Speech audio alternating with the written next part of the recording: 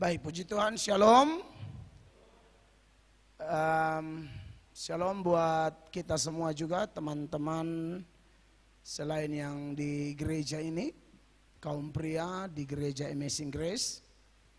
Kami juga ucapkan selamat malam, salam jumpa buat semua teman, sahabat yang berkesempatan mengikuti live pada hari ini. Jadi dalam acara ibadah kaum pria di gereja kami, pemberitaan firman dikemas dengan cara yang berbeda-beda. Kadang hanya khotbah, satu arah, monolog, tapi juga kadang-kadang pemberitaan firman melalui tanya jawab. Dan dalam tanya jawab ini kami terbuka untuk umum. Jadi semua Bapak Ibu, saudara-saudara, kawan-kawan, sahabat semua dimanapun Anda berada, yang juga mau ikut dalam tanya jawab pada kesempatan ini, kami senang Anda bisa terlibat. Bukan hanya orang Kristen, bahkan saudara-saudara dari agama lain, teman-teman dari Muslim, dari Hindu, Buddha, atau dari mana saja, yang karena keingintahuan Anda dengan sepenuh hati terhadap seperti apa sih iman Kristen, sebisa mungkin kami akan memberikan jawaban yang baik sesuai dengan dasar kitab suci. Namun sebelumnya, mari kita satu hati, kita berdoa. Bapa di sorga, segala puji, segala hormat, segala kemuliaan bagi Allah yang hidup, Allah yang ajaib. Kami mengucap syukur bahwa karena kemurahan Tuhan, saat ini kami bisa mendengar firman Allah berupa tanya jawab seputaran iman Kristen. Hamba-Mu bersama Pendeta Angki, kami akan membacakan dan menjawab pertanyaan-pertanyaan yang sudah masuk atau yang akan masuk, sehingga kami bisa mendapatkan keterangan-keterangan yang membuat kami semakin memahami. Teristimewa kawan-kawan seiman, begitu pula dengan kawan-kawan yang berbeda iman, tapi mempunyai keingintahuan yang tinggi terhadap iman Kristen. Saat ini Tuhan, kami mohon ampuni dosa-dosa kami, supaya tidak menjadi penghambat untuk kami menerima berkat dari pemberitaan firman dalam bentuk tanya jawab ini. Urapi kami, pimpin kami semua. Dalam nama Tuhan Yesus Kristus, kami akan memulai tanya jawab ini. Haleluya, amin. Saya serahkan ke Pastor Angki untuk membacakan pertanyaan-pertanyaan kalau sudah ada. Baik, shalom semua kaum pria. Sekali lagi shalom, kasih tepuk tangan yang meriah dulu buat Tuhan, dan shalom juga kepada Bapak Ibu, saudara-saudara yang menyaksikan secara online baik di Facebook maupun di YouTube Pendeta Mel Atok malam hari ini. Dan ada beberapa pertanyaan yang akan dijawab oleh Bapak Pendeta Mel Atok, tidak hanya sekedar pertanyaan dari kaum pria saja di gereja kami, tapi juga kami izinkan kepada saudara-saudara yang ingin bertanya di live streaming Facebook maupun di YouTube. Silakan saudara bertanya, kami akan menjawab pertanyaan-pertanyaan saudara. Kalau waktu pas kami bisa menjawab semua. Tentunya ada beberapa pertanyaan yang akan kami jawab yang sudah kami siapkan, kami sudah tampung, tidak hanya sekedar dari kaum pria di gereja kami, tapi juga ada pertanyaan-pertanyaan yang saudara tanyakan di kolom chat di YouTube Pendeta Mel Atok ataupun di fanpage Facebook, namun Pendeta Mel Atok belum meresponinya. Malam hari ini kami sedikit mengumpulkan beberapa pertanyaan dan kami akan mencoba untuk menjawab pertanyaan dari Bapak Ibu, saudara-saudara. Yang pertama, ada dua pertanyaan awal nih Bapak Pendeta. Silakan Pak. Yang pertama dari saudara kita nih, saudara kita dari Muslim. Ya, pertanyaan silakan. yang pertama, namanya adalah Maidian. Maida. Ya, Maida. ya, Salam saudara dari atau Muslim. salam sejahtera. Assalamualaikum, saudara Maida. Pertanyaannya ini dari 8 bulan yang lalu ya. Saya Muslim, yang jadi pertanyaan saya, kenapa Tuhan Yesus jadi tumbal buat menebus dosa umatnya? Dan setelah mati disebut matinya terkutuk lagi. Dalam Galatia pasal yang ketiga ayat yang ke-13. Kristus telah menebus kita dari kutuk hukum Taurat dengan jalan menjadi kutuk karena kita. Sebab ada tertulis, terkutuklah orang yang digantung pada kayu salib. Yang kedua, apakah ada jawaban untuk menebus hukum Taurat? Emang hukum Taurat itu dari siapa? Apakah Taurat itu sumber kutukan? Kalau begitu bakar aja Taurat itu kan beres. Ini pertanyaan dari saudara kita Muslim ya. Oke, selain itu Pendeta. mungkin baca 1-2 pertanyaan langsung Pak. Oh ya. Lalu pertanyaan yang kedua dari sahabat-sahabat kaum pria. Apakah terdapat suatu titik di mana Tuhan izinkan dosa atau kejahatan itu terjadi supaya kehendak Tuhan dapat terlaksana? Atau apakah terdapat kehendak Tuhan dalam suatu dosa yang terjadi? Misalnya dengan curang Yakub mengambil hak kesulungan, Yusuf harus dijual saudaranya sendiri, Yehuda harus tidur dengan Tamar, Raja Daud merebut Betsyeba dengan licik sehingga lahirlah Salomo. Atau apakah terdapat kehendak Tuhan dalam suatu dosa yang terjadi? Itu pertanyaan, kedua pertanyaan tadi. Baik, puji Tuhan, saya akan fokus kepada 2 pertanyaan ini dulu untuk mengawali tanya jawab ini. Saudara-saudara, ada dari kawan Kristen, ada juga dari kawan Muslim. Menarik bahwa kedua pertanyaan ini kalau saya jawab, jawabannya itu akan sekaligus menjawab 2 pertanyaan tersebut. Dari kawan Islam yang bertanya kenapa Kristus harus jadi tumbal. Ya, dari kawan Muslim tadi ya. Tumbal di sana kalau dari kamus bahasa Indonesia itu salah satu artinya ya kurban. Mungkin yang saudara maksudkan kenapa Yesus jadi korban atau dikorbankan untuk menebus dosa manusia, dikaitkan dengan Galatia 3 ayat 13. Di mana ayat itu kalau saudara lihat di layar, ayat itu berbunyi Kristus telah menebus kita dari kutuk hukum Taurat dengan jalan menjadi kutuk karena kita. Sebab ada tertulis, terkutuklah orang yang digantung pada kayu salib. Ya, saya ketika Pastor Angki kasih tahu saya ada pertanyaan dari kawan Muslim ini, di pikiran saya ialah, wah saya minta terima kasih buat kawan-kawan yang dari Islam yang mungkin Anda juga mengikuti khotbah-khotbah, pengajaran-pengajaran atau tanya jawab yang kami lakukan yang kemudian kami publikasikan melalui kanal YouTube kami ini. Dan bagi saya itu terima kasih. Soal saudara punya motivasi apa saya tidak tahu. Yang pasti kami sebagai orang Kristen, kami harus siap sedia menjawab atau mempertanggungjawabkan iman kami. Karena itu ajaran atau perintah dari kitab suci. 1 Petrus 3 ya, ayat 15 mengharuskan semua orang Kristen memberi pertanggungan jawab ketika dia diminta pertanggungan jawab. Baca Pastor Angki. Tetapi kuduskanlah Kristus di dalam hatimu sebagai Tuhan. Dan siap sedialah pada segala waktu untuk memberi pertanggungan jawab kepada tiap-tiap orang yang meminta pertanggungan jawab dari kamu tentang pengharapan yang ada padamu. Tetapi haruslah dengan lemah lembut dan hormat. Iya, jadi harus dengan lemah lembut dan hormat. Jadi ayat ini jelas bahwa ini ayat yang bersifat rumus bagi orang Kristen. Kalau ada yang tanya seperti apa sih imanmu, maka kita harus menjawab dengan penuh hormat. Soal motivasi penanya Tuhan yang tahu, kami tidak ada urusan sampai kedalaman hati orang. Tapi urusan kami berdoa dan berusaha menjawab sebaik-baik mungkin. Ayat ini sebenarnya kalau 1 Petrus 3 ayat 15 ini ya, ini ayat ini sebenarnya untuk jemaat. Jadi orang Kristen semua tuh harus belajar. Makanya saya bersyukur buat kaum pria di gereja Amazing Grace yang punya program acara tanya jawab seperti ini. Karena tidak bisa orang tanya, tunggu saya telepon pendeta dulu, tidak bisa. Harus belajar dan menjawab.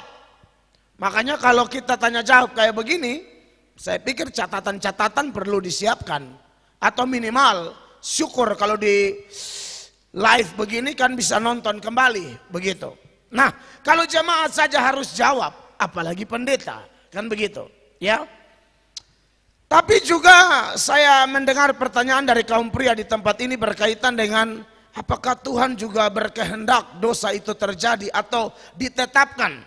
Lalu yang diangkat adalah beberapa contoh, seperti kasus Yakub tipu papanya Ishak, mengambil berkat yang harusnya diberikan kepada Esau.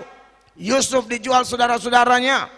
Yehuda akhirnya terjebak dan tidur dengan menantu perempuannya Tamar, lalu mendapatkan anak seperti Peres.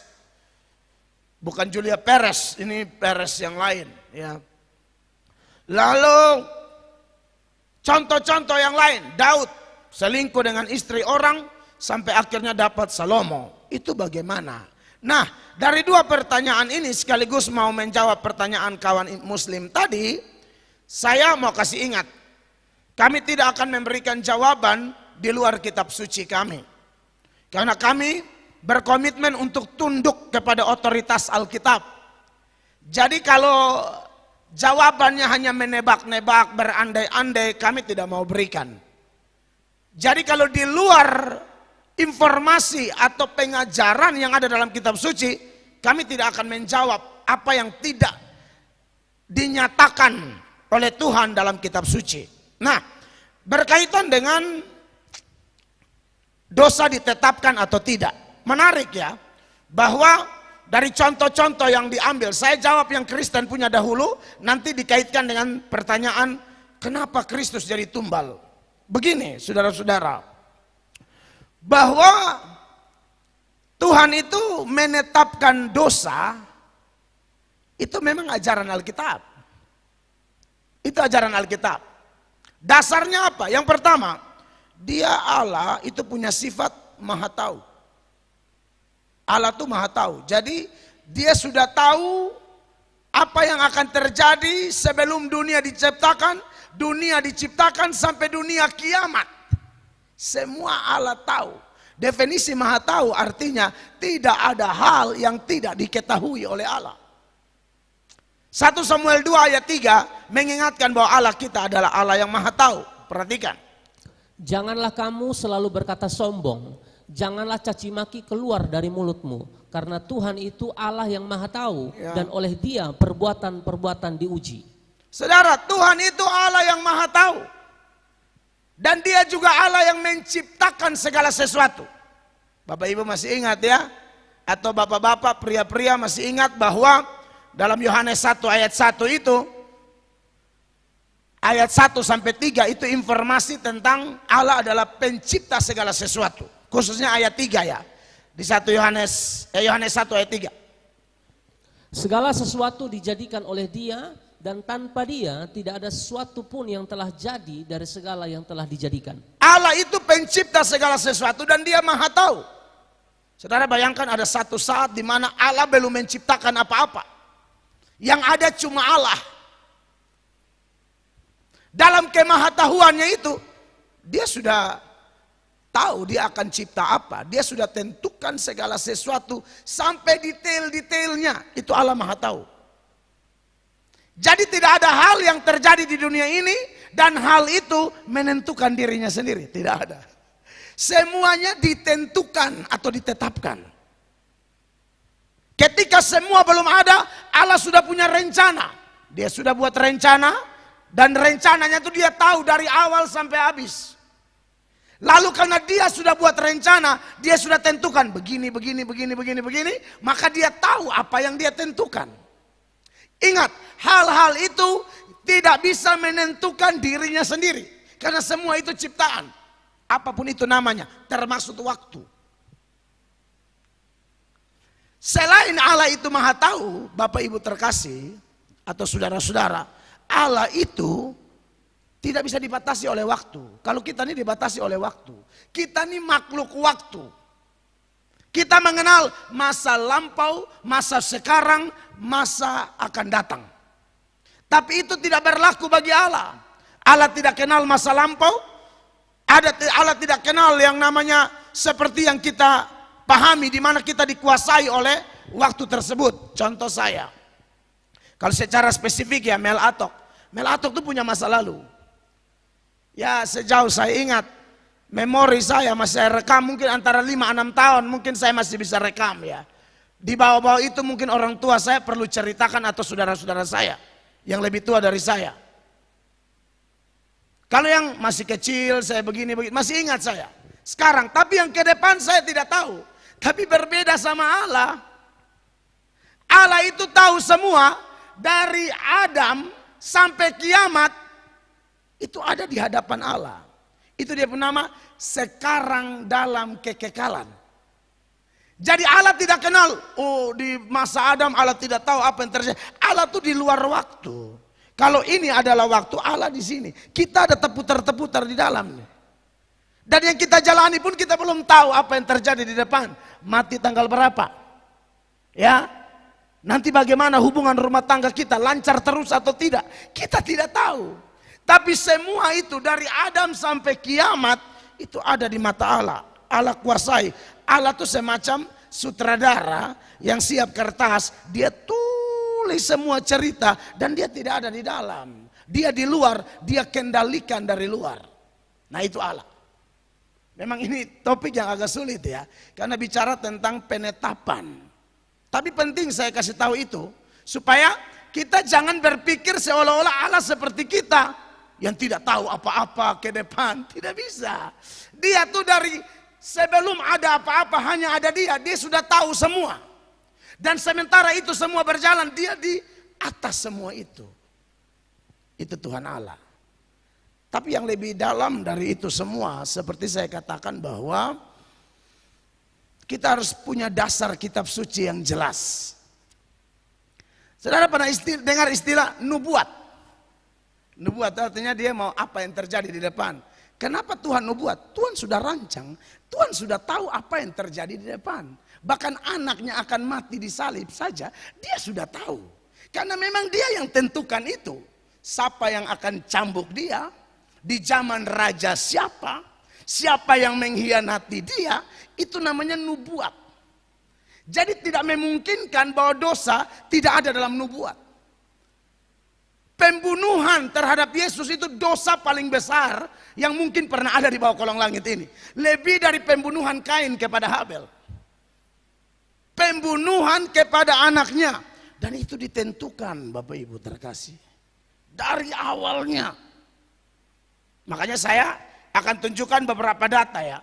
Bahkan kalau yang ditanyakan oleh penanya, bagaimana kasus Daud, Yehuda, Yusuf, siapa lagi, Yakub, itu masih mending. Bahkan Allah izinkan dosa di mana yang menjadi pihak yang disakiti itu Bapa sendiri. Buktinya anaknya dibunuh. Bahkan Allah sendiri dia izinkan dirinya dimaki oleh orang. Dan itu ditetapkan. Tolong buka Daniel ya. Daniel pasal 11 ayat 36. Perhatikan Bapak terkasih. Raja itu akan berbuat sekehendak hati. Ia akan meninggikan dan membesarkan dirinya terhadap setiap Allah. Juga terhadap Allah yang mengatasi segala Allah. Ia akan mengucapkan kata-kata yang tak senonoh sama sekali. Dan ia akan beruntung sampai akhir murka itu. Sebab apa yang telah ditetapkan akan terjadi. Garis bawahi kalimat. Sebab apa yang telah ditetapkan akan terjadi. Dalam ayat ini yang ditetapkan apa? Ada seorang manusia berdosa maki Tuhan Allah. Itu ditetapkan. Tapi perhatikan ini ayat baik-baik ya. Dia bilang juga terhadap Allah yang mengatasi segala Allah. Ia akan mengucapkan kata-kata yang tak senonoh sama sekali. Lalu di bagian akhir dia bilang, apa yang telah ditetapkan akan terjadi.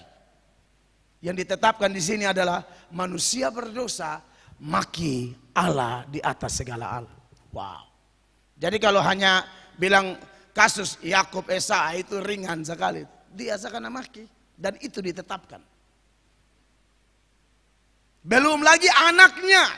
Ya, ini supaya nanti kawan Islam juga tahu kenapa ada istilah dia jadi korban. Nah, di sini ini penetapan semua. Saudara, sebelum dunia diciptakan, itu Yesus sudah ditetapkan untuk jadi korban. Sebelum dunia diciptakan. 1 Petrus 1, 18 sampai 20. 18 silakan Pak Angki.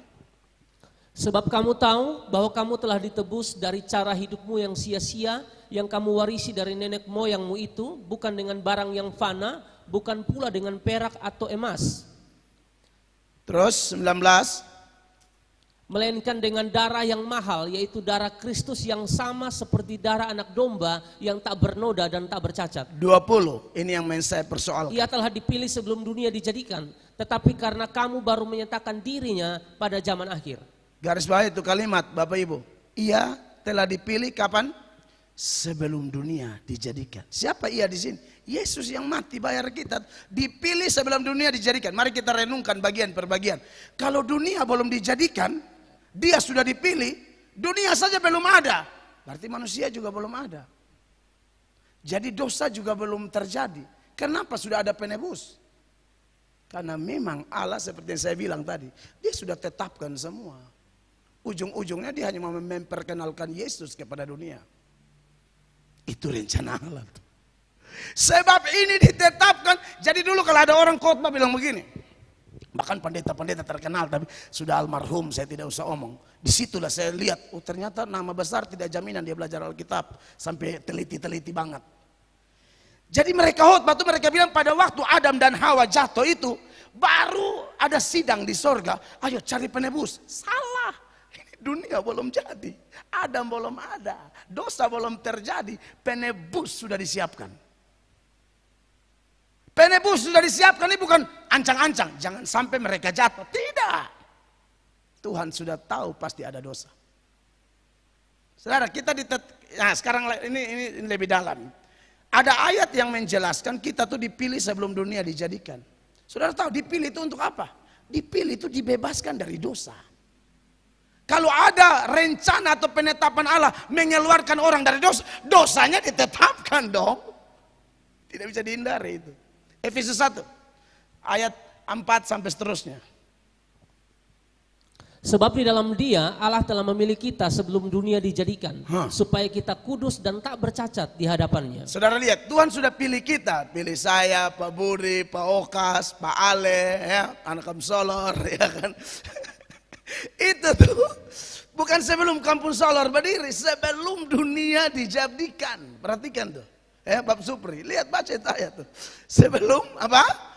Sebelum dunia dijadikan, bukan hanya Yesus yang disiapkan sebelum dunia dijadikan, orang-orang yang akan dibebaskan dari dosa yang ditetapkan itu pun sebelum dunia dijadikan.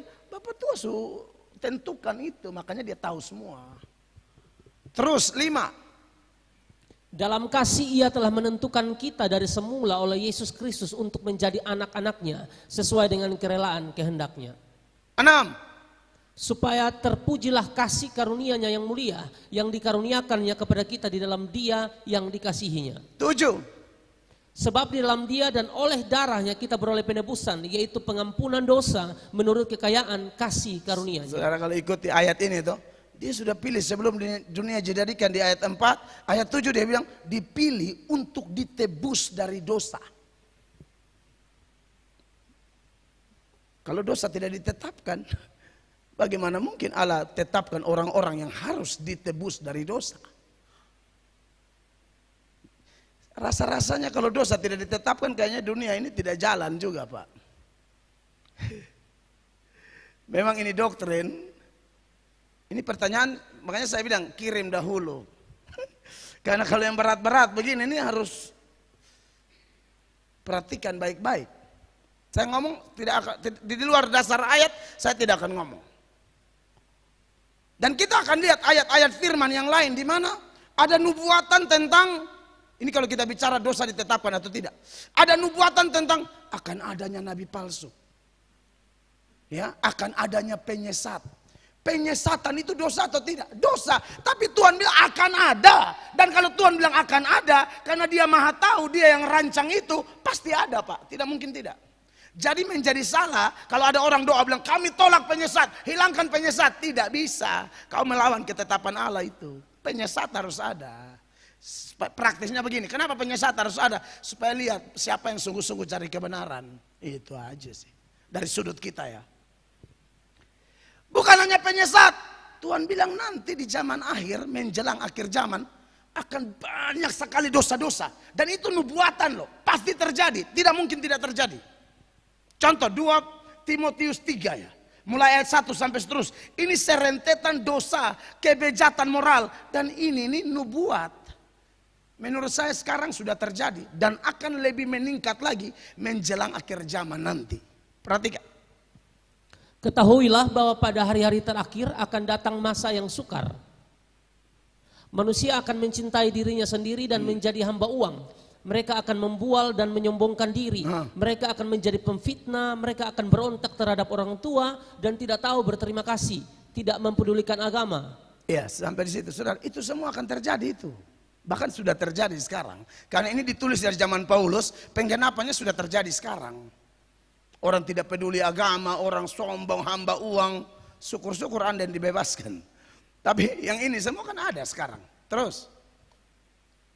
Tidak tahu mengasihi, tidak mau berdamai, suka menjelekkan orang, tidak dapat mengekang diri, garang, tidak suka yang baik. Ini dosa semua loh. 4. Suka mengkhianat, tidak berpikir panjang, berlagak tahu, lebih menuruti hawa nafsu daripada menuruti Allah. 5.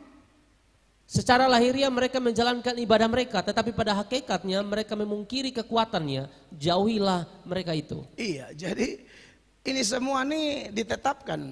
Yang bertanya supaya kita tahu, tidak mungkin, tidak ada sesuatu pun kebetulan. Ini kan yang saudara tanya dosa. Sebenarnya banyak yang Tuhan tetapkan, tanggal mati, nikah dengan siapa, anak berapa, bahkan sampai hal remeh-remeh yang paling kecil, yang orang tidak pikir kenapa Tuhan kok sewot sekali. Tidak bisa, memang itulah dia Allah. Dia kalau kerja total, dia mau tetapkan semua sampai detail-detail. Makanya dia bilang tidak ada burung pipit kecil jatuh di luar kehendak Allah. Rambut kepalamu dihitung semua. Saudara lihat itu. Apalagi urusan perkara besar sampai dosa begini. Wush. Coba kita lebih spesifik kepada Tuhan Yesus. Nah, ini saya anggap dosa paling besar. Bisa mereka bunuh anak Allah itu. Ya, hianati anak Allah. Itu kan dosa paling besar itu. Tapi itu kan ditetapkan. Ya, mari kita lihat Lukas ya 22 ayat 22. Silakan Pak. Sebab anak manusia memang akan pergi seperti yang telah ditetapkan. Akan tetapi celakalah orang yang olehnya ia diserahkan. Lalu kita bandingkan dengan Matius 26 ayat 24. Anak manusia memang akan pergi sesuai dengan yang ada tertulis tentang dia. Akan tetapi celakalah orang yang olehnya anak manusia itu diserahkan. Adalah lebih baik bagi orang itu sekiranya ia tidak dilahirkan. Saudara kalau perhatikan dua ayat ini paralel ya. Ini bahas tentang hal yang sama. Lukas bilang ditetapkan. Matius bilang yang tertulis tentang dia. Artinya begini. Yang tertulis itu sama dengan yang dinubuatkan. Yang dinubuatkan itu kenapa keluar sebuah nubuat? Karena dalam skenario Allah sudah ditetapkan. Bahwa Yesus akan dibunuh. Bahkan yang bunuh-bunuh siapa-siapa tuh itu ada tangan Allah di balik itu. Mari kita lihat lagi bagian yang lain ya. Di dalam Kisah 3 ayat 18. Tetapi dengan jalan demikian Allah telah menggenapi apa yang telah difirmankannya dahulu dengan perantaraan nabi-nabinya. Yaitu bahwa Mesias yang diutusnya harus menderita. Perhatikan ayat ini ya. Tetapi dengan jalan demikian Allah telah menggenapi apa yang telah difirmankannya dahulu dengan perantaraan nabi-nabi. Itu maksudnya nabi-nabi sudah bernubuat. Mesias akan menderita bla bla bla. Pada waktu Mesias menderita, di dalam Kisah Para Rasul 4 ayat 28, 27 dahulu. Sebab sesungguhnya telah berkumpul di dalam kota ini Herodes dan Pontius Pilatus beserta bangsa-bangsa dan suku-suku bangsa Israel melawan Yesus, hambamu yang kudus yang engkau urapi. Terus? Untuk melaksanakan segala sesuatu yang telah engkau tentukan dari semula oleh kuasa dan kehendakmu. Saudara lihat ayat 27 dia bilang Pilatus, Herodes, bangsa-bangsa melawan Yesus. Untuk apa? Melaksanakan segala sesuatu yang telah engkau tentukan dari semula. Jadi tidak ada yang dadakan Bapak Ibu. Semua sudah dirancangkan. Tetapi tentu kalau melihat ayat-ayat ini, kita masih banyak. Ayatnya masih kalau saya mau muncul bisa ratus ayat. Hanya seputaran Allah tetapkan itu semua. Tapi menjadi pertanyaan, Apakah karena Allah menetapkan semuanya? Lalu bagaimana dengan kita ini? Saudara, ada doktrin berkaitan dengan penetapan Allah, tapi ada ajaran berkaitan dengan tanggung jawab manusia. Jadi, kalau kita lihat firman Allah ya, apa yang firman Allah sampaikan tentang penetapan Allah, ayatnya terlalu banyak. Tapi tentang tanggung jawab manusia, ayatnya juga terlalu banyak. Contoh, ada ayat bilang seperti Efesus tadi, oh sudah ditetapkan, itu tidak boleh ada di pikiran kita. Ya sudah, kita sembarang-sembarang saja. Toh kalau memang ditetapkan selamat ya selamat, tidak ya sudah. Itu bukan urusan kita. Soal Allah mau tetapkan siapa selamat, siapa tidak selamat, itu bukan urusan kita. Ingat, Allah bukan hanya menetapkan siapa akan diselamatkan dari dosa, tapi siapa yang tidak diselamatkan, itu ada. Makanya Amsal 16 ayat 4, toh, ini ditetapkan untuk binasa. Memang ini doktrin keras, cukup berat, tapi ya ada di kitab suci. Komitmen kita untuk tunduk kepada firman itu yang mengharuskan kita membahasnya. Amsal 16 ayat 4. Tuhan membuat segala sesuatu untuk tujuannya masing-masing. Bahkan orang fasik dibuatnya untuk hari malapetaka. Bahkan orang fasik dibuatnya untuk hari malapetaka. Kita mau ngomong apa? Ya. Lalu Yudas ayat 4. Ini ada orang-orang yang ditentukan untuk binasa. Dia sudah lama ditentukan untuk binasa. Yudas ayat 4. Sebab ternyata ada orang tertentu yang telah masuk menyelusup di tengah-tengah kamu, yaitu orang-orang yang telah lama ditentukan untuk dihukum. Garis bawahi, yang telah lama ditentukan untuk dihukum. Cukup sampai situ. Ini seperti serigala-serigala berbulu domba yang ada dalam gereja. Mereka tidak pernah dipilih. Makanya orang tidak akan bertobat sampai mati sekalipun dia Kristen. Ini konteksnya Kristen loh. Nah, hanya saja ayat-ayat ini dimunculkan supaya kita tahu bahwa di dalam skenario Allah itu ada itu. Dan tidak ada yang kebetulan.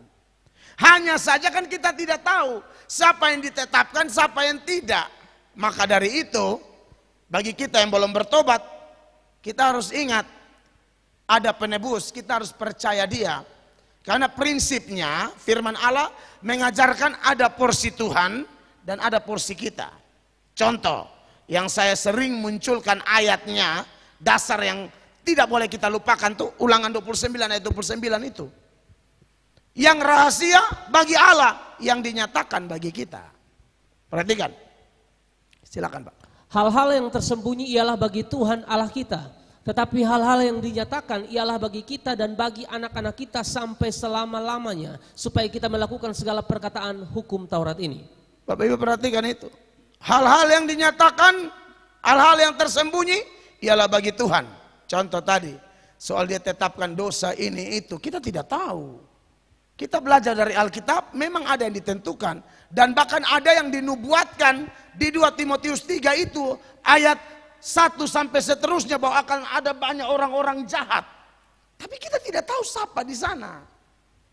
Nah, ini ayat tidak berhenti sampai hal yang tersembunyi. Tetapi hal-hal yang dinyatakan. Nah, disinilah peran tanggung jawab manusia. Yang dinyatakan kepada kita apa? Jangan bikin dosa. Betul akan ada orang-orang seperti itu. Tapi buat kita yang dengar firman Allah, kita disuruh jangan bikin dosa. Kita disuruh percaya Yesus. Kita disuruh ada dosa, minta ampun. Saya juga tidak bisa bilang, contoh saya penginjil ya. Oh kan Tuhan sudah tentukan siapa selamat, siapa tidak. Jadi tak usah beritakan Injil, tidak bisa begitu. Masalahnya ada perintah, pergi, beritakan Injil, jadikan semua bangsa muridku.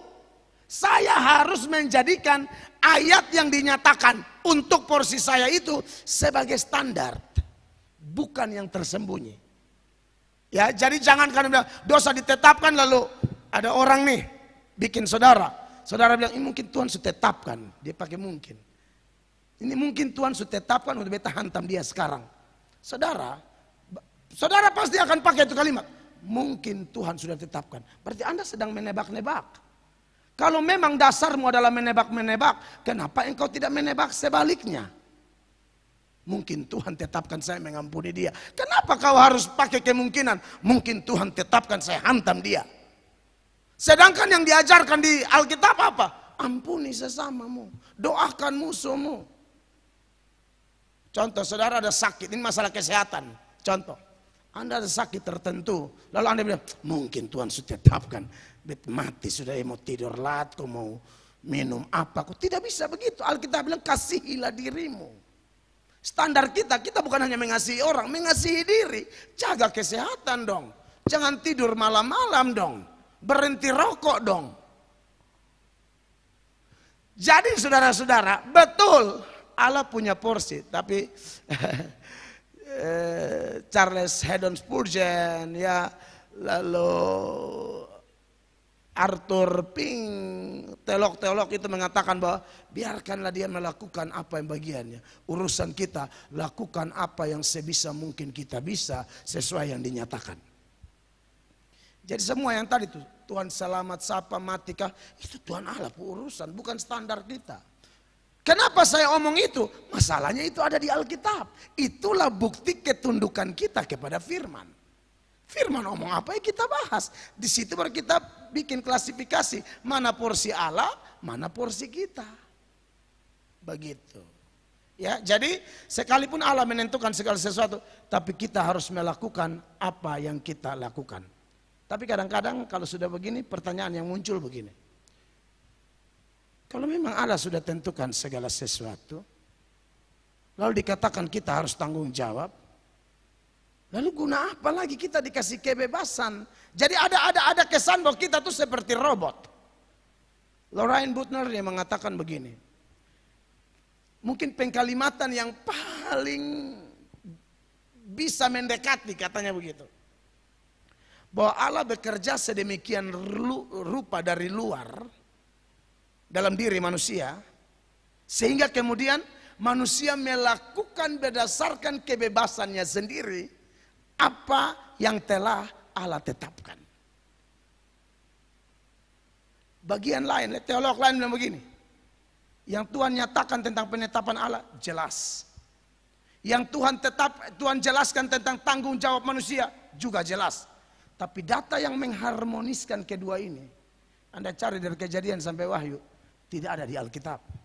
Bahkan teolog Inggris yang bernama Charles Haddon Spurgeon itu dia mengatakan, bahkan mungkin sampai di sorga pun kita tidak akan dapat jawabannya. Maka pendeta tidak punya hak memberikan sesuatu yang tidak ada data. Ini konsekuensi yang tidak bisa dihindari ketika seorang hamba Tuhan bilang, saya hanya mau tunduk kepada firman.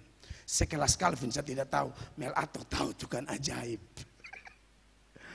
Teolog sekelas Calvin, dan dia begini, sudah. Saudara mau cari dia pun data di mana? Tidak ada. Seluruh Kejadian sampai Wahyu. Kalau mau konsekuensi tunduk kepada firman, maka kita tidak bisa menebak-nebak. Maka biarkanlah dia rencanakan apapun. Pasti yang terbaik, kita lakukan apa yang bisa kita lakukan sebaik mungkin. Jadi, betul dosa ditetapkan, tapi itu bukan berarti rekomendasi. Ayo kita bikin dosa. Jangan sampai Tuhan tetapkan. Kok jangan sampai? Anda tahu dari mana? Tuhan tetapkan bahwa Anda harus maki orang. Tuhan tetapkan bahwa Anda harus bersinah. Tahu dari mana? Begitu. Harus ada sesuatu yang pasti. Kalau tidak tahu ya ikut saja yang Tuhan kasih tahu. Hindari dosa. Bapak-bapak kalau sudah menikah, setia dengan pasangan. Ya, perempuan juga begitu. Dan seterusnya. Nah, buat kawan Islam tadi supaya Anda juga tahu. Itulah Allah kita. Banyak yang bilang, wah Kristen itu agama tidak masuk akal. Bukan tidak masuk akal. Tuhan kita itu melampaui akal. Bukan tidak masuk akal. Lewat. Kok tidak masuk? Kalau kita menyadari bahwa apa yang Tuhan buat itu melampaui akal, di situ justru akal kita bisa mengerti dan terima. Oh, lewat akal, jadi maklum saja. Kalau tidak semua Tuhan ingin memuaskan keingintahuan kita. Makanya Petrus pernah tanya, nanti Yohanes mati kapan? Lu diam saja, lu ikut saja. Saudara pernah ya dengar penjelasan itu ya.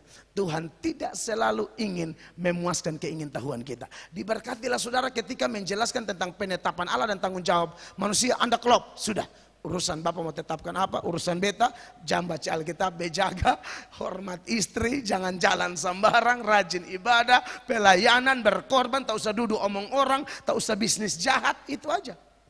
Itu yang Anda dan saya harus lakukan kan. Buang semua kemungkinan yang Anda hanya nebak-nebak. Pakai dasar yang pasti. Tuhan tuh Allah yang hebat, tidak mungkin dia kasih susah kita. Begitu. Jadi, kenapa Tuhan jadi korban? Itulah skenario Tuhan memperkenalkan Yesus kepada dunia. Bahwa dia penebus. Karena kalau saya urut-urut, loh kenapa Yesus ditetapkan sebelum ada dosa?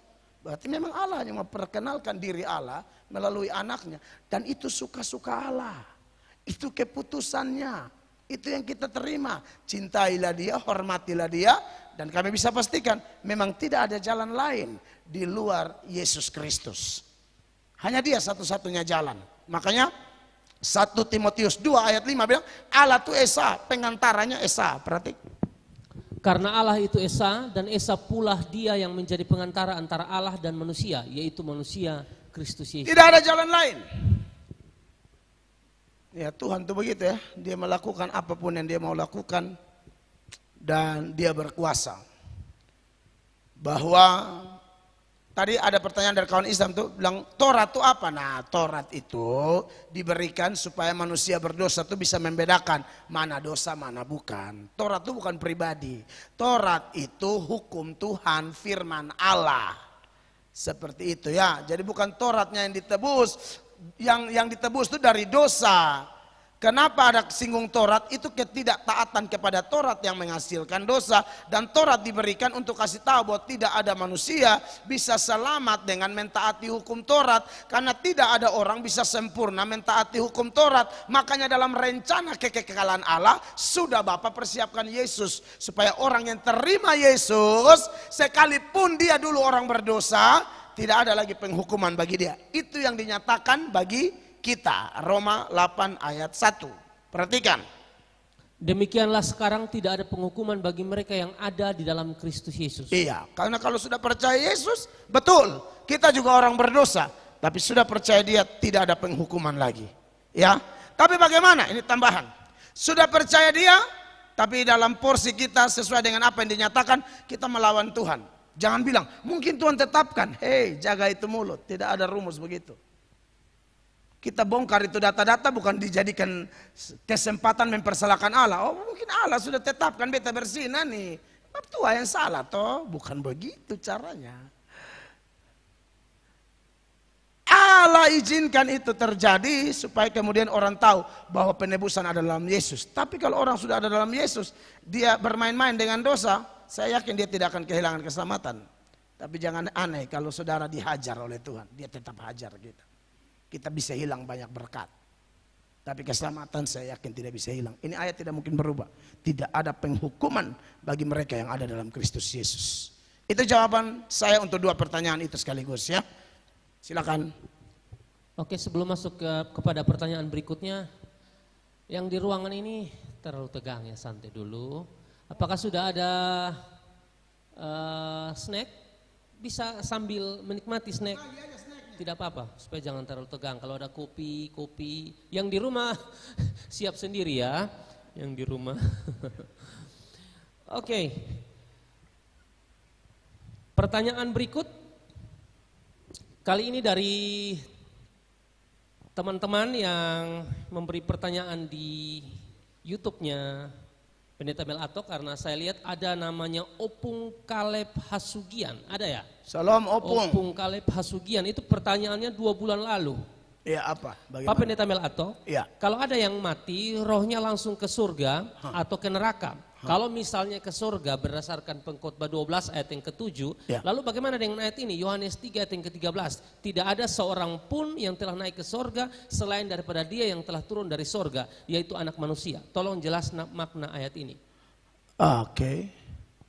Pertanyaannya kalau langsung ke surga dia bilang tidak ada seorang pun yang telah naik ke surga selain daripada Dia yang telah turun dari sorga, yaitu Anak Manusia. Oh iya, ayat ini tidak bertentangan dengan Pengkhotbah 12 ayat 7 ya. Ayat ini tidak ada hubungan dengan itu. Ayat ini punya pengertian satu-satunya orang yang turun dari sorga bawa pengajaran itu hanya Yesus, dan kemudian dia naik ke sorga. Bahkan Henokh dan Elia pun tidak mengalami ini.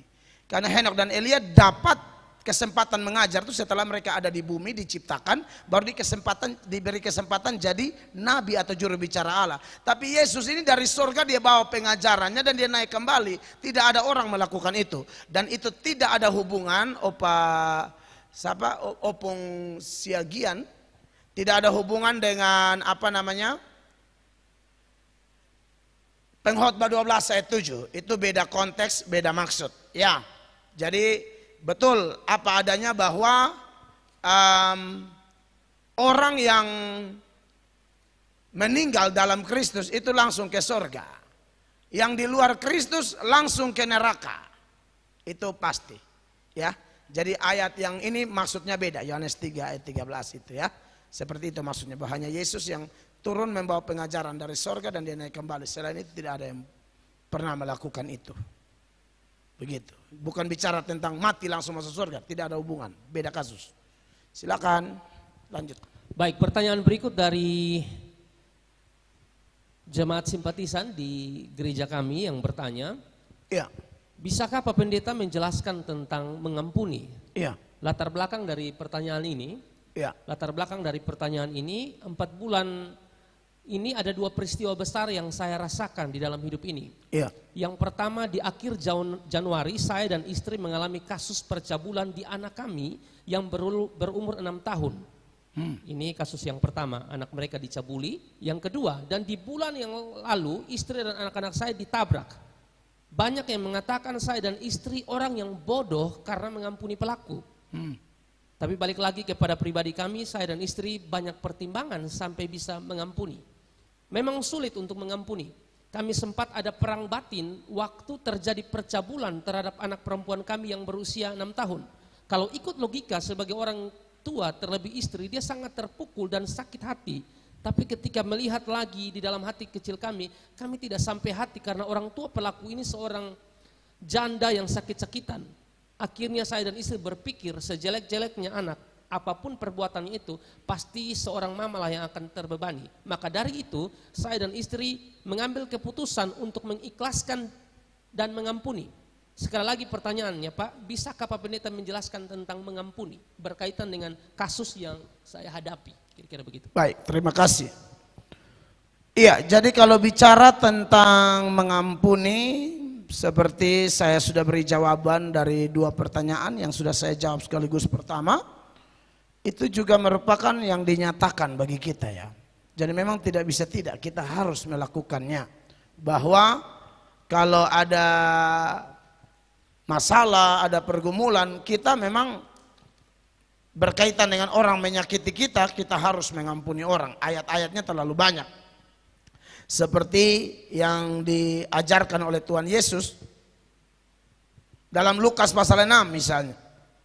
Ayat 26 dikatakan 27. Lukas 6 ayat 27-28. Tetapi kepada kamu yang mendengarkan aku berkata, kasihilah musuhmu, berbuatlah baik kepada orang yang membenci kamu. Mintalah berkat bagi orang yang mengutuk kamu, berdoalah bagi orang yang mencaci kamu. Iya, lalu Efesus ya. Efesus 4 mulai ayat 30. Mulai jangan mendukakan roh dan seterusnya. Dan janganlah kamu mendukakan Roh Kudus Allah yang telah memeteraikan kamu menjelang hari penyelamatan. Ayatnya yang ke-31. Segala kepahitan, kegeraman, kemarahan, pertikaian dan fitnah hendaklah dibuang dari antara kamu, demikian pula segala kejahatan. 32. Tetapi hendaklah kamu ramah seorang terhadap yang lain, penuh kasih mesra dan saling mengampuni, sebagaimana Allah di dalam Kristus telah mengampuni kamu. Iya, itu memang harus. Memang kasus yang dialami oleh penanya ini memang secara manusia, wow, sulit ya. Anak dicabuli, lalu ditabrak dan lain sebagainya. Istri anak ditabrak. Ini kalau bahasa Kupang bilang ini orang dulu baru bisa ampuni. Orang yang betul-betul mengerti Tuhan, penyerahan diri. Dan puji Tuhan dari kisah yang Anda angkat ini, Anda bilang bahwa Anda akhirnya mengampuni. Tidak ada jalan lain selain mengampuni. Itu luar biasa. Iya, jadi mengampuni itu menjadi sesuatu yang sulit karena beberapa alasan ya.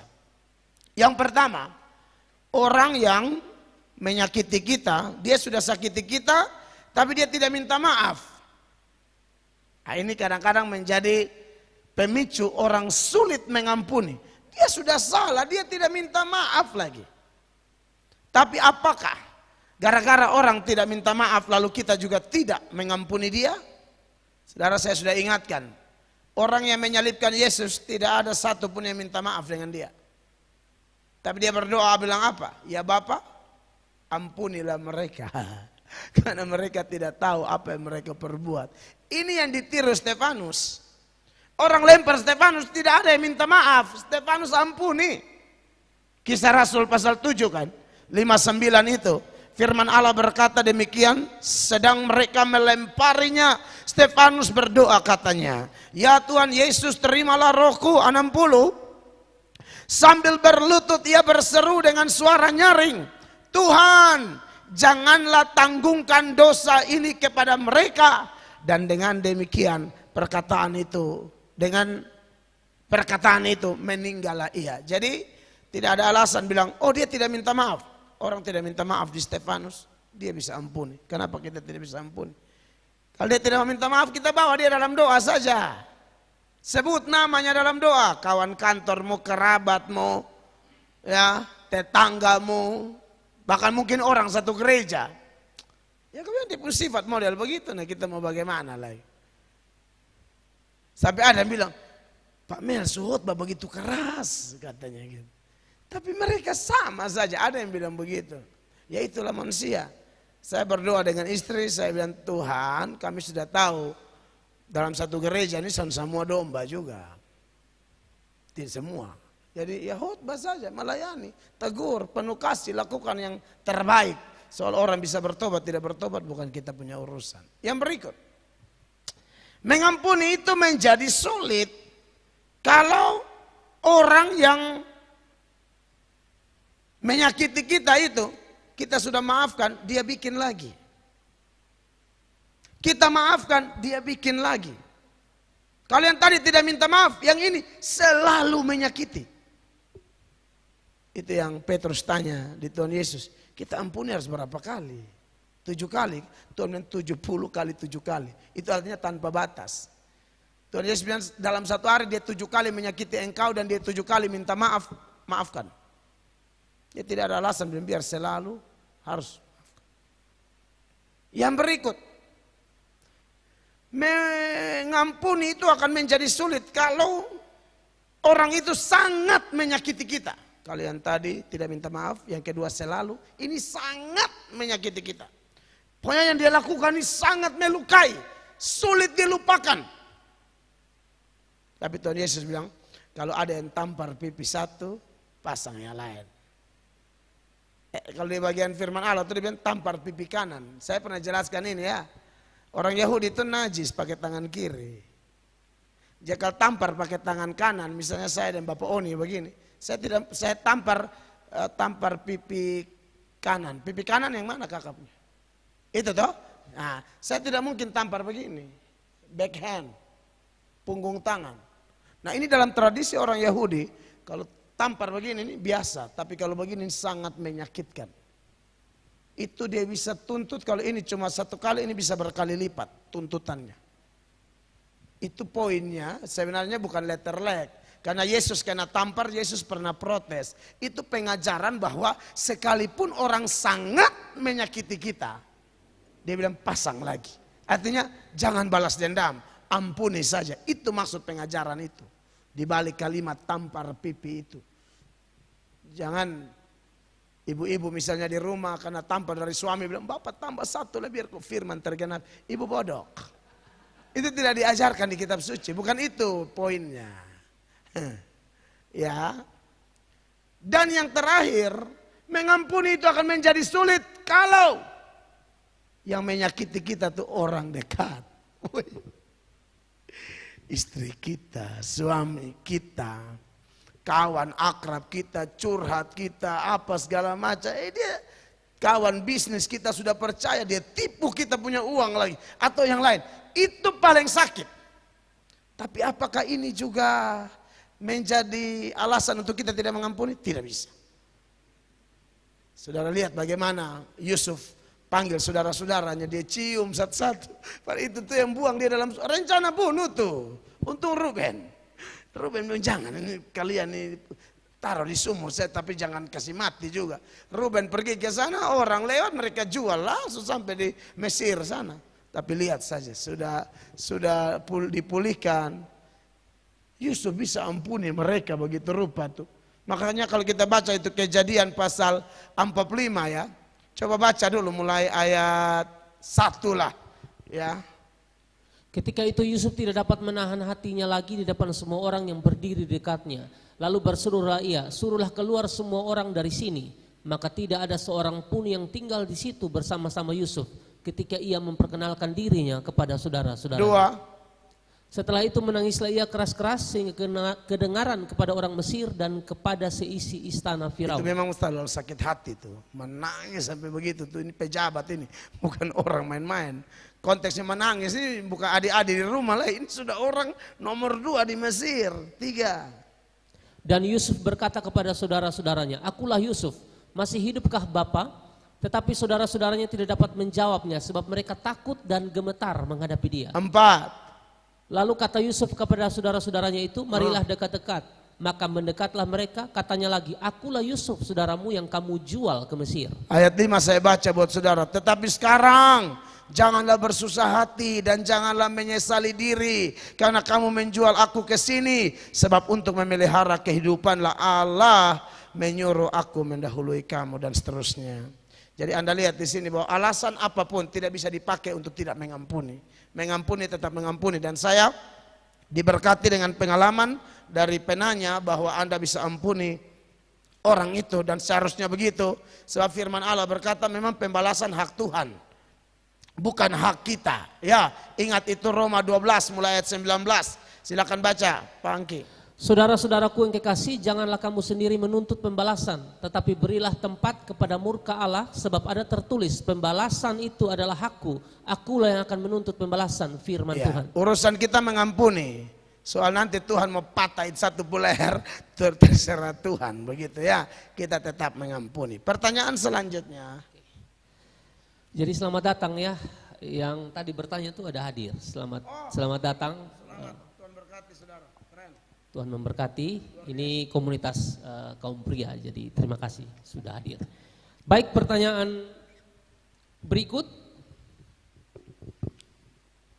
Shalom Pak Pendeta, saya mau tanya dalam Lukas 16 ayat 27 sampai ayat yang ke-28 tentang orang kaya dan Lazarus. Iya.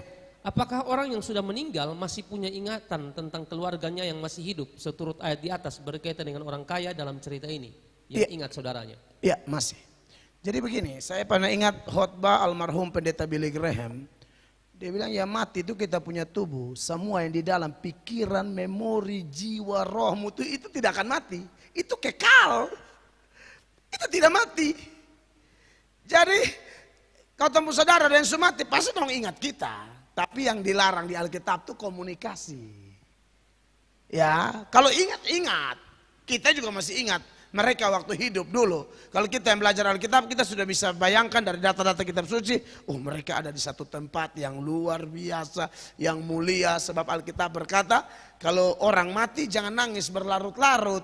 Karena mereka dikumpulkan di sorga sana, seturut dikumpulkan dengan Tuhan Yesus di sorga, seturut 1 Tesalonika 4 mulai ayat 13. Selanjutnya kami tidak mau saudara-saudara bahwa kamu tidak mengetahui tentang mereka yang meninggal. Nah, supaya kamu jangan berduka cita seperti orang-orang lain yang tidak mempunyai pengharapan. memang kalau meninggal tidak bertobat ya repot. Tapi sudah lah, kalau mau menangis lama-lama bikin apa? Itu mungkin keputusan. Anggap saja kerabat kita memang tidak dipilih. Memang itu berat, tapi faktanya begitu, mau bilang apa? Terus. Karena jikalau kita percaya bahwa Yesus telah mati dan telah bangkit, maka kita percaya juga bahwa mereka yang telah meninggal dalam Yesus akan dikumpulkan Allah bersama-sama dengan Dia. Ya, dan di sana tuh mereka pasti seperti yang Anda tanyakan di Injil Lukas itu, bahwa betul mereka punya ingatan, tidak mati, memori semua ada. Buktinya Lazarus, Abraham dan orang kaya itu bisa tahu Lazarus, tahu Abraham, berarti betul. Saling tahu, hanya yang dilarang tuh kita komunikasi dengan orang mati, doa untuk orang mati, panggil arwah, nah itu tidak boleh, itu jelas ajaran setan. Dan di Alkitab, kitab suci Kristen itu dilarang keras, ya. Dan saya sudah ulang-ulang membuktikan itu di dalam Ayub 7 ayat 9 10, Pengkhotbah 9 ayat 5 dan 6 dan sejumlah ayat lain. Pertanyaan berikut. Oke, berikut. Jika istri ketahuan bersinah, apakah boleh suaminya menceraikan dia? Sebaliknya, jika suami bersinah, apakah boleh istrinya menceraikan dia? Minta penjelasan berdasarkan Alkitab. Iya, jadi memang pada awalnya ya, hukum tentang perceraian itu sangat tegas ya, tidak boleh. Ada sejumlah data yang mengingatkan itu, misalnya Maliaki 2 ayat 15-16, perhatikan. Bukankah Allah yang Esa menjadikan mereka daging dan roh? Dan apakah yang dikehendaki kesatuan itu? Keturunan ilahi. Jadi jagalah dirimu dan janganlah orang tidak setia terhadap istri dari masa mudanya. 16. Sebab aku membenci perceraian, firman Tuhan. Allah Israel juga orang yang menutupi pakaiannya dengan kekerasan, firman Tuhan semesta alam. Maka jagalah dirimu dan janganlah berkhianat. Iya, jadi memang hukumnya keras, tapi di zaman Musa itu memang orang Israel ini tegar tengkuk. Hukumnya sudah memang tidak boleh bercerai. Karena kalau orang bercerai itu saudara-saudara, ini perlu yang sudah menikah, yang mengancang-ancang menikah, saya mau kasih tunjuk ini ayat. Anda kalau ceraikan ini perempuan, ini hukum Alkitab. Anda ceraikan tidak suka lagi, dia pergi dari laki-laki lain. Ini laki-laki tidak suka dia lagi. Tiba-tiba Anda ingat dia mau kembali dengan Anda, itu tidak boleh. Itu najis. Ulangan 24 mulai ayat 1. Ulangan 24 mulai ayat 1. Apabila seseorang mengambil seorang perempuan dan menjadi suaminya, dan jika kemudian ia tidak menyukai lagi perempuan itu, sebab didapatinya yang tidak senonoh padanya, lalu ia menulis surat cerai dan menyerahkannya ke tangan perempuan itu, sesudah itu menyuruh dia pergi dari rumahnya. Oke, ini suruh pergi karena sudah tidak suka, karena dia dapat ya macam-macam lah, yang tidak senonoh lah, apalah itu ya. Yang secara hukum Israel juga, wah ini bahaya nih, tidak boleh. Lalu selanjutnya apa yang terjadi? 2. Dan jika perempuan itu keluar dari rumahnya dan pergi dari sana, lalu menjadi istri orang lain. 3. Dan jika laki-laki yang kemudian ini tidak cinta lagi kepadanya, lalu menulis surat cerai dan menyerahkannya ke tangan perempuan itu serta menyuruh dia pergi dari rumahnya, atau jika laki-laki yang kemudian mengambil dia menjadi istrinya itu mati. Perempuan memang sial ya. Dia ada satu buang, 4. Maka suaminya yang pertama yang telah menyuruh dia pergi itu tidak boleh mengambil dia kembali menjadi istrinya setelah perempuan itu dicemari, sebab hal itu adalah kekejian di hadapan Tuhan. Janganlah engkau mendatangkan dosa atas negeri yang diberikan Tuhan Allahmu kepadamu menjadi milik pusakamu. Jadi memang tidak bisa main-main masalah pernikahan. Jadi jaga rumah tangga betul-betul. Yang sudah nikah maupun yang akan menikah itu tidak boleh main-main. Ya.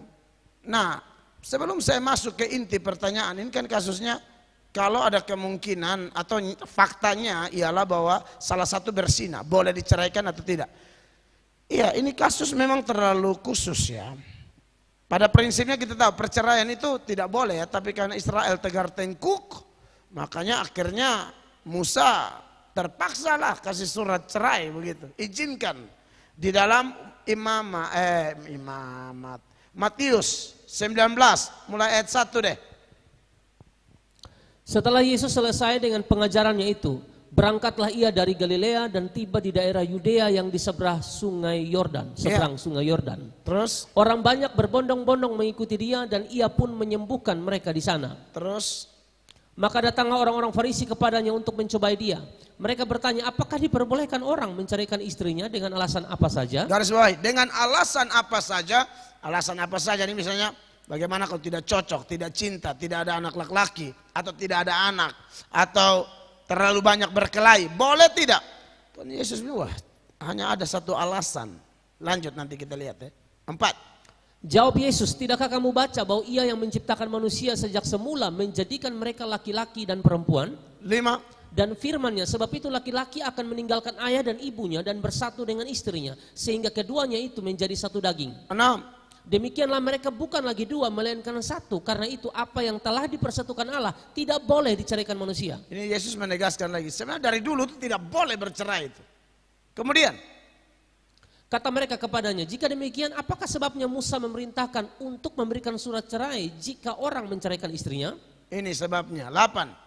Kata Yesus kepada mereka, karena ketegaran hatimu Musa mengizinkan kamu menceraikan istrimu, tetapi sejak semula tidaklah demikian. Tidak demikian. Jadi memang cerai itu tidak boleh. Itu sudah hukum Alkitab yang tidak bisa ditoleransi itu. Tapi karena keras kepala, jadi Musa juga namanya, Musa bukan Tuhan, dia manusia, dia pusing juga, akhirnya terpaksa lah dia kasih. Tapi bukan berarti itu dibenarkan sebenarnya di mata Allah. Tapi ada satu kasus yang khusus, di ayat 9 dia bilang begini. Tetapi aku berkata kepadamu, barang siapa menceraikan istrinya kecuali karena zina, lalu kawin dengan perempuan lain, ia berbuat zina. Nah, ini kelihatannya satu-satunya alasan di mana Allah mengizinkan atau Tuhan Yesus mengizinkan adanya perceraian. Ingat, garis bawah kata mengizinkan. Kalau keharusan tidak boleh cerai. Tapi kalau kasus seperti ini paralel dengan Matius 5 ayat 32 ya, sama ayatnya, bunyinya sama, mirip. Tetapi aku berkata kepadamu, setiap orang yang menceraikan istrinya kecuali karena zina, ia menjadikan istrinya berzinah. Dan siapa yang kawin dengan perempuan yang diceraikan, ia berbuat zina. Iya. Jadi memang dosa yang paling berbahaya itu zina ya. Sampai-sampai pengecualian yang Tuhan buat itu ialah ini. Kalau bukan ini tidak boleh cerai. Siapa yang menikah dengan perempuan atau laki-laki yang ceraikan istrinya, apalagi dia nih yang berzina. Dia yang berzina, dia yang buang orang, dia yang penikah baru. Berzina seumur hidup. Kalau Anda bilang Tuhan mengampuni, ya dia maha mengampuni. Siap-siap kalau dia pukul bola balik selalu selama itu perjalanan, terima. Benar, saya dari semua kasus besok omong begitu. Yang datang lapor beta ternyata kasus begitu, beta bilang pokoknya Tuhan bikin apa, nah terima sesudah. Kan tidak mungkin lagi kita suruh cerai lagi. Ini kasusnya dua-dua berzina. Ini perempuan juga berzina, masih ada laki su berzina ada ini satu masih ada bini su berzina. Ini lebih jahat lagi. Nah ini kita mau pilih suruh angka buang. Gereja tidak punya hak menceraikan. Tetapi kalau jalani juga nanti Tuhan bikin apa, terima saja. Tuhan mau toki, mau jel. Dosa yang tidak membuat orang tidak masuk surga itu hanya dosa menghujat roh. Kalau orang tanya, kalau dosa begitu Tuhan mengampuni atau tidak? Kan hanya dosa menghujat roh yang tidak bisa diampuni. Dosa lain bisa. Hanya saja karena konsekuensinya berat ya tahan-tahanlah menurut saya. Nah banyak pendeta bahkan organisasi yang sudah menikahkan orang dengan kasus seperti ini. Khusus kami di sini tidak. Makanya kalau orang datang lihat kasus, beta kasih tahu, ini loh tata gereja kami, prinsip-prinsip kami. Dan ingat ya, kami tidak. Tapi karena saya belajar dari teman-teman yang lain, saya tanya kenapa kalian buat, kenapa? Oh dasar ini, itu bagaimana? Prosedurnya bagaimana? Mereka bilang bukan datang, dengan datang kami tanya. Berzina, oh nah sudah, tidak pernah mereka melakukan begitu. Mereka tetap suruh kembali. Ini gereja yang melakukan, akhirnya suruh kembali tetap tidak bisa diperdamaikan. Ya, akhirnya gereja juga angkat tangan karena gereja sudah minta damai, mereka tidak mau damai. Ya, lalu gereja itu akan menikahkan dia yang menjadi korban, bukan yang bikin masalah, bukan yang berselingkuh atau berzina. Dia tidak mungkin gereja urus dia. Kecuali mereka tipu gereja. Nah itu kasihannya di situ. Makanya kenapa perlu baca nama orang mau nikah itu baca sana. Bahkan di hari H nikah juga kita bilang ada yang mau gugat gugat.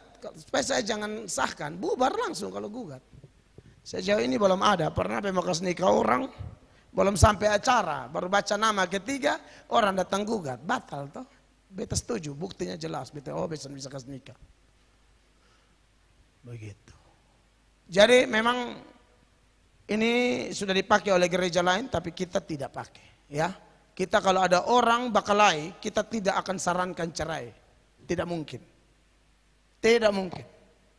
Kita akan suruh badamai, kecuali salah satu tidak mau, boleh buat. Tapi kita akan suruh damai. Tidak mungkin pendeta kasih solusi. Sudah kosong cocok nama Karmana. Tidak mungkin. Tidak akan itu keluar dari kalimat kami. Walaupun di ini hati ini kan so emosi juga karena lihat ini kasus nih. Tapi kata akan bilang damai saja. Begitu. Kata justru emosi sebenar. Hanya kan kita perasaan harus takluk kepada apa? Firman. Haleluya. Silakan pertanyaan berikut. Ini baru bapak-bapak ketawa ya. Oke, pertanyaan berikut. Shalom Pak Pendeta. Shalom. Ada pertanyaan menarik yang lagi heboh.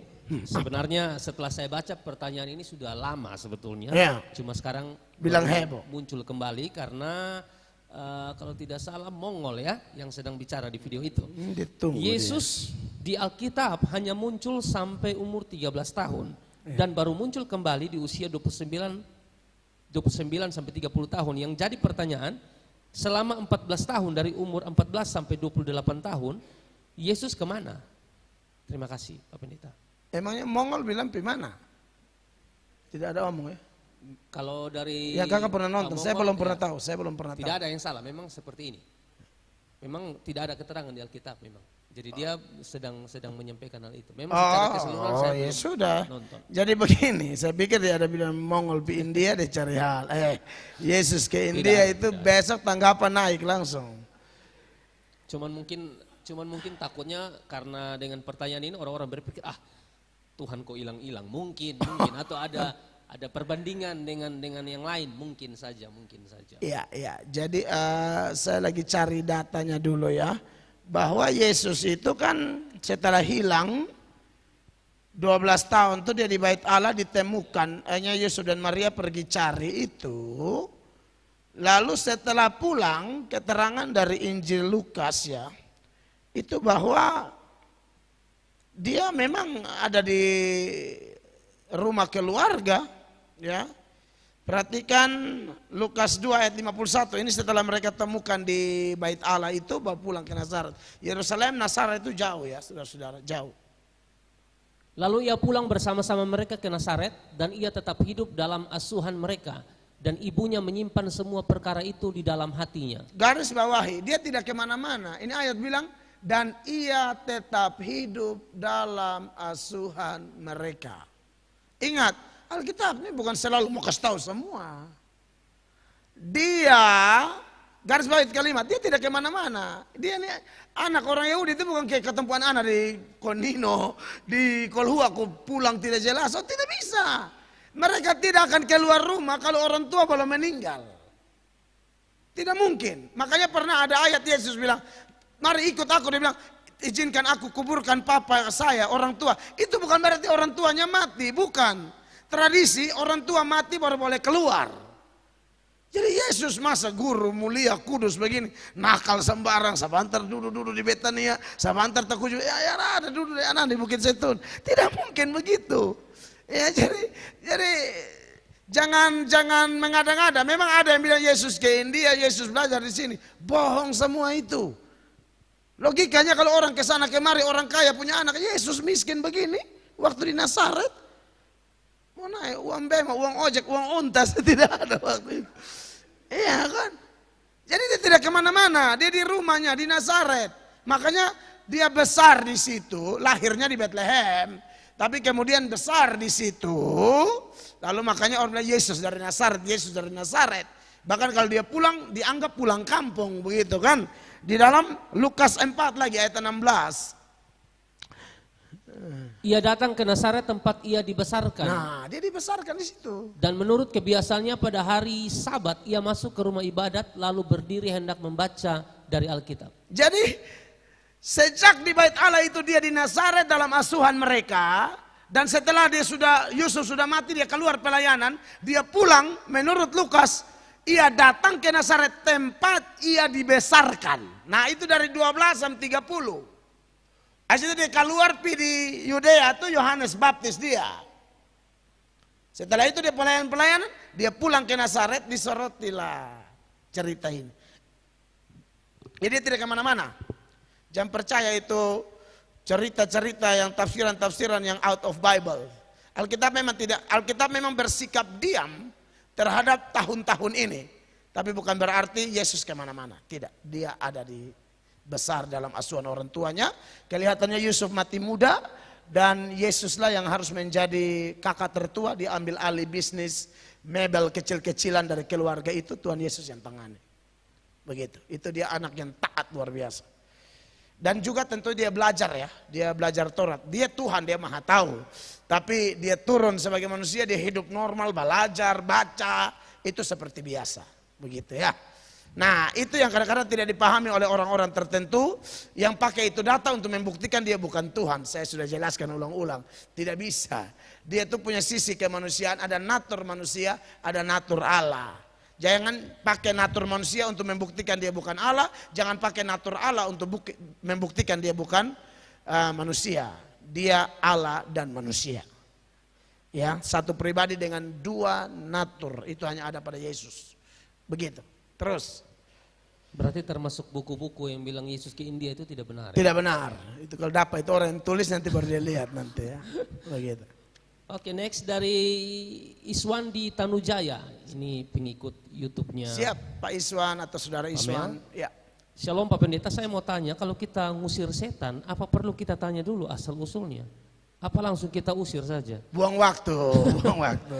Pernah saya lihat hamba Tuhan ngusir setan ditanya dulu. Jemaat kau tidak tanya tinggal di mana, kau tanya setan. Ya, jadi memang pernah Tuhan Yesus tanya tuh, dia bilang nama Legion. Jadi sebenarnya, tapi kebanyakan juga Yesus tidak tanya, langsung usir-usir saja. Ya, bahkan mereka lihat Yesus saja mereka sudah setengah mati, pakai tanya tinggal di mana, tinggal di mana. Dan lu siapa yang suruh kau datang? Ini pemahaman bodoh dulu nih. Saya sering lihat orang usir setan sebelum saya bertobat, pakai bawang putih, pakai ganoak, pakai segala macam, pakai merica, semualah bumbu-bumbu masak babi rica itu dipakai. Dan akhirnya orang tidak sembuh-sembuh. Setan kau diajak ngobrol begitu bikin pusing.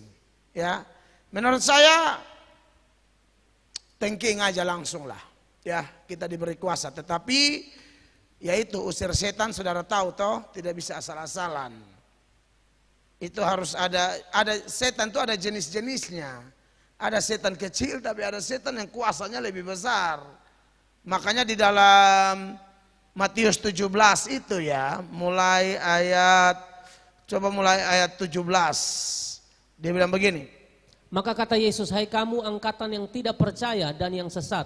Berapa lama lagi aku harus tinggal di antara kamu?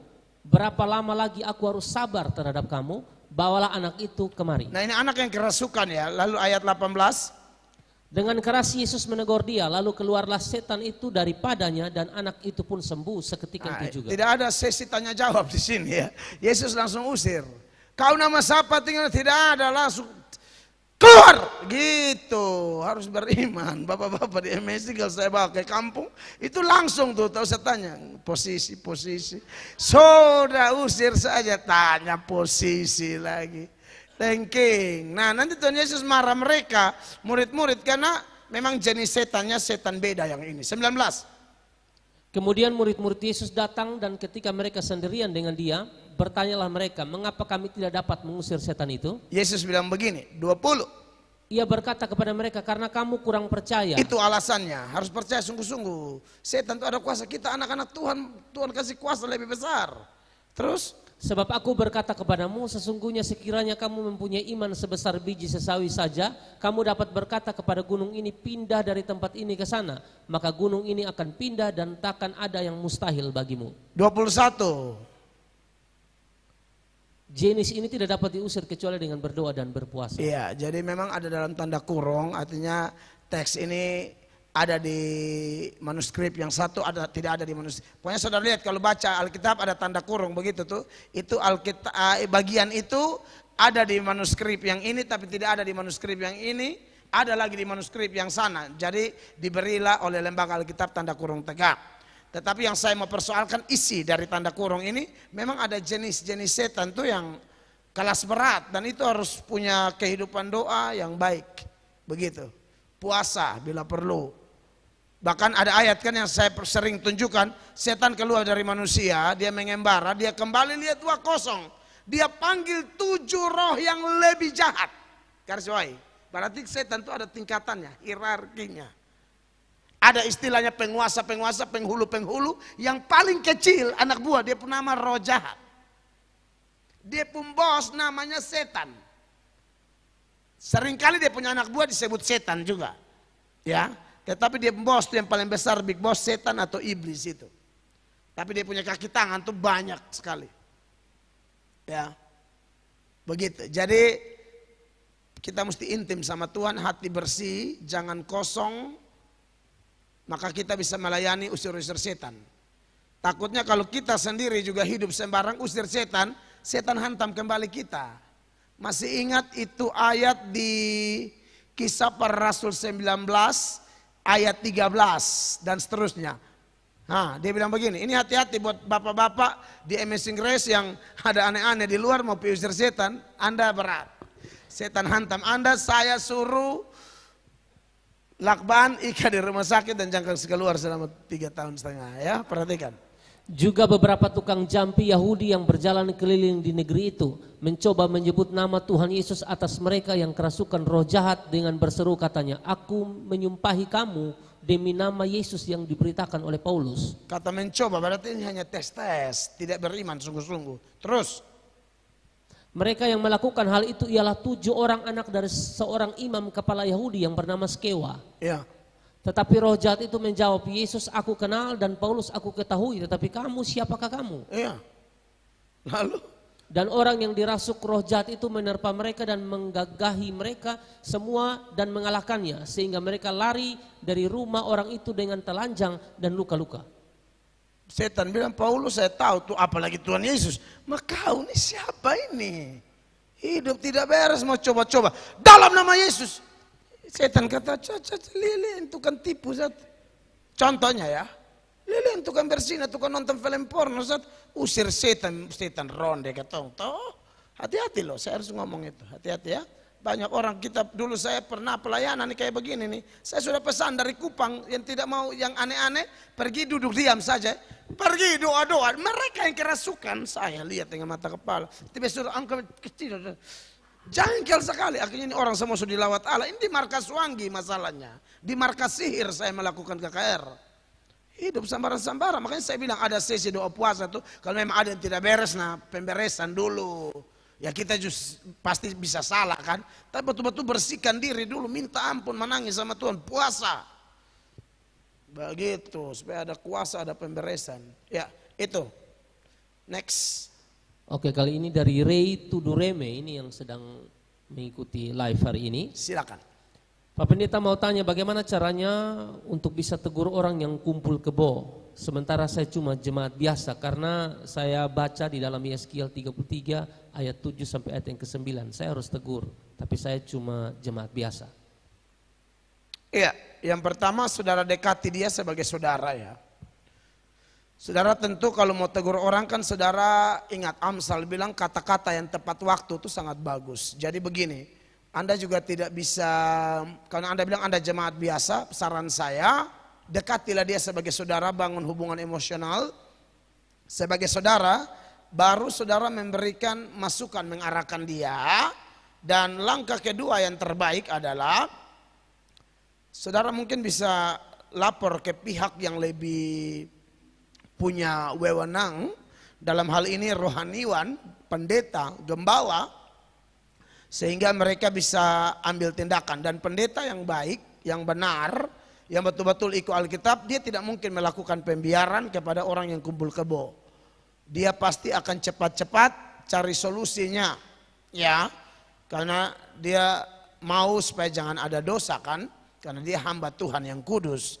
Hamba Tuhan yang kudus berarti hambanya harus tekankan kekudusan gitu.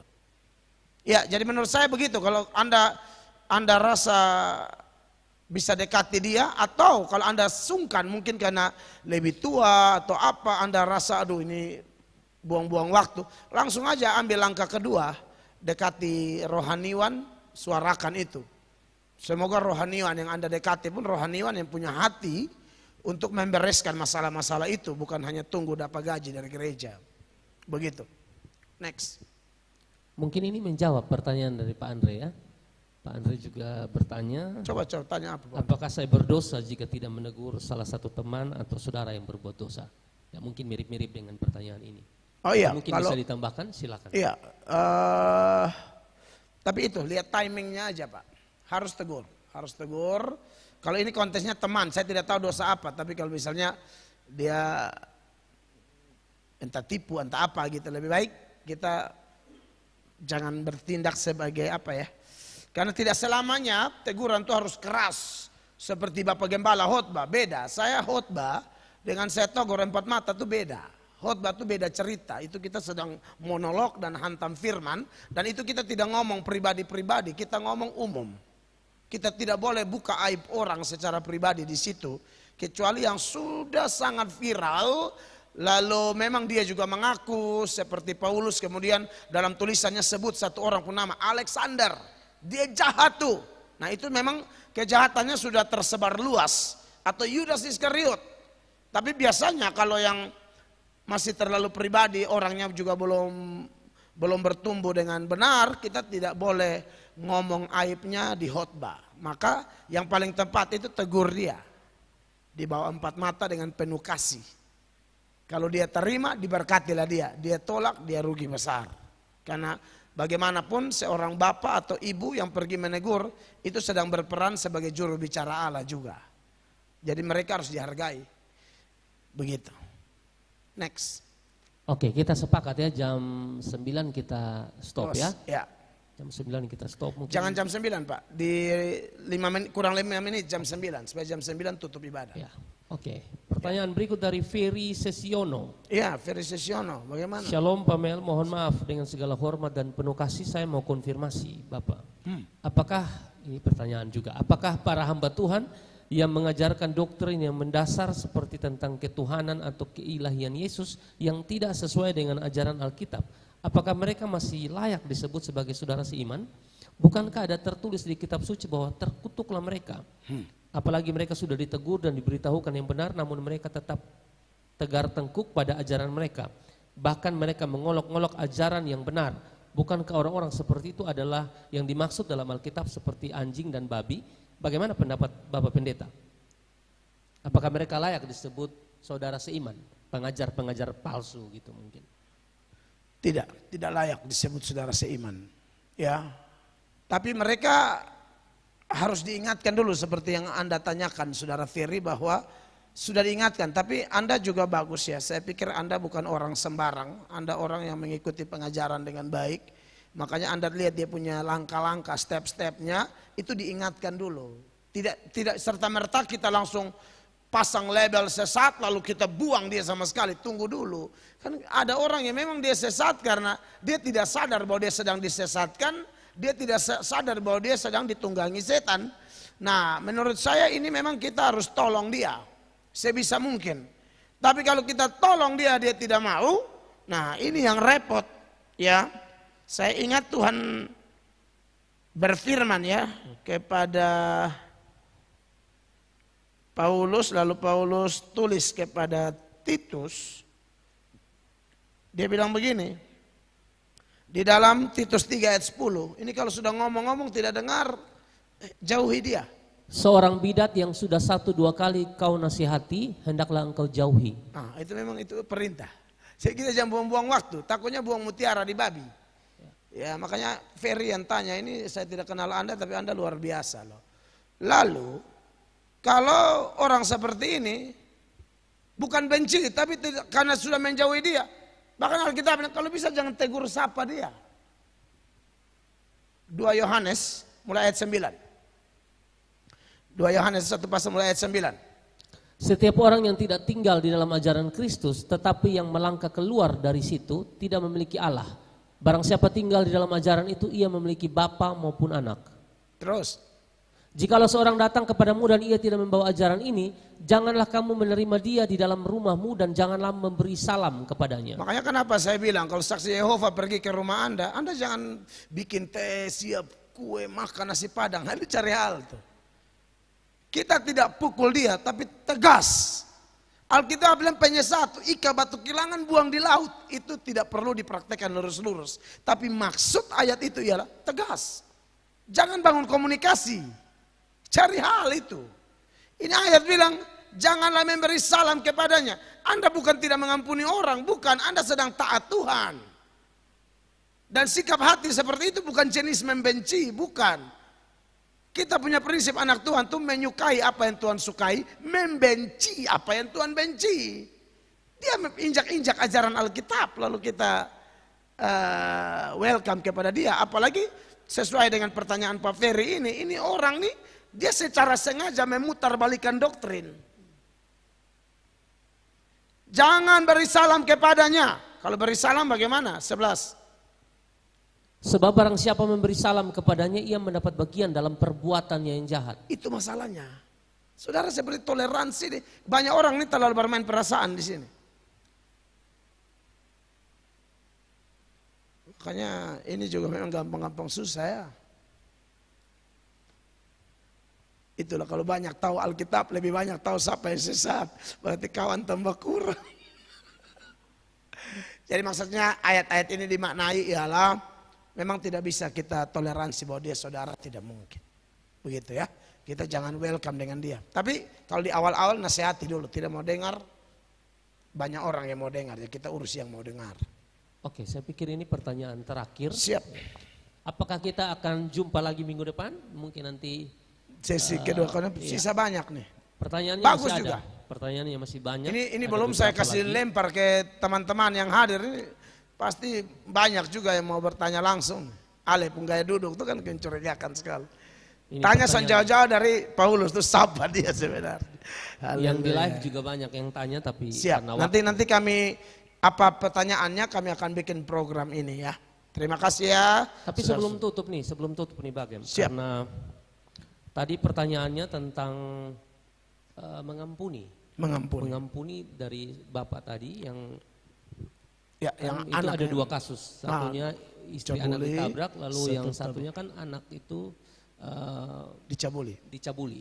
Nah, kan memang itu mengampuni itu harus. Betul. Tapi bolehkah Diproses. memang tetap mengampuni tapi prosesnya boleh berjalan? Proses kan? hukum. Proses hukum. Boleh. Boleh. Ya, ini mungkin Proses dikasih hukum tahu. bukan berarti tidak Ya. mengampuni. Ya. Jangan salah. Itu beri efek jerah. Takutnya kita kasih lolos, dia pikir cabuli anak orang lain lagi. Ya, Jadi orang begini shock terapi. Bahkan ini lebih kasar nih. Dalam kasus tertentu kalau hukum membolehkan dia ditembak mati bahkan boleh. Jadi kita ampuni dia beres secara vertikal. Saya ampuni kamu ya, tapi kalau kamu dilepaskan begini saja kasihan. Jadi kita proses kok kau tidur sedikit di dalam dulu. Tinu saya tunggu lu kan begitu. Begitu. De Randi Baji deh. Ada tunggu. Gabung sih bahasa main-main kartu kok apa kok. Karena tadi saya baca-baca, setelah saya baca-baca, tidak merasa tidak enak karena orang tuanya janda, tetap tidak tidak bisa. apa-apa. Tetap proses tidak ada Tidak persoalan. apa-apa. Kasihan nanti takutnya dia bikin orang lain lagi. Iya. Kita kalau lepas-lepas orang begitu nanti polisi itu juga hamba Allah loh. Pak Yarden itu hamba Allah loh. Polisi. Pertanyaan Pak Yarden minggu depan ya Pak Yarden. Oh harus kirim nanti minggu depan, ini pasti sulit tuh. Tapi harus dikirim ya, jangan dikirim dari awal, jangan dikirim tadi ya, baru dikirim tadi. Siap, nanti kita tampung lagi. Mungkin kita lanjut sesi kedua aja Pak Ketua ya. Minggu depan lagi kita sambung ya teman-teman. Tapi biasanya selain acara Selasa saya bisa bikin tanya jawab. Atau Pak Angki biasa siapkan pertanyaan-pertanyaan itu saya buat jawaban khusus. Oke, hanya itu kita berdoa. Bapa di sorga, terpujilah namamu Allah yang hidup. Kami sudah selesai dalam acara tanya jawab. Apa yang kami lakukan jauh dari sempurna. tapi Allah yang hidup kiranya menolong, menyempurnakannya, kami paham dan kami terus melangkah di dalam kebenaran. Segala puji, hormat, sembah syukur, kemuliaan bagi Tuhan. Ampun dosalah kami, berkati kami, pakai kami semua, baik yang di ruangan ini maupun saudara-saudara hamba yang mengikuti lewat live ini. Berkat melimpah-limpah di atas mereka sekalian. Demi nama Tuhan Yesus Kristus kami berdoa. Haleluya. Amin. Saya serahkan kembali kepada tim Praise and Worship. Silakan.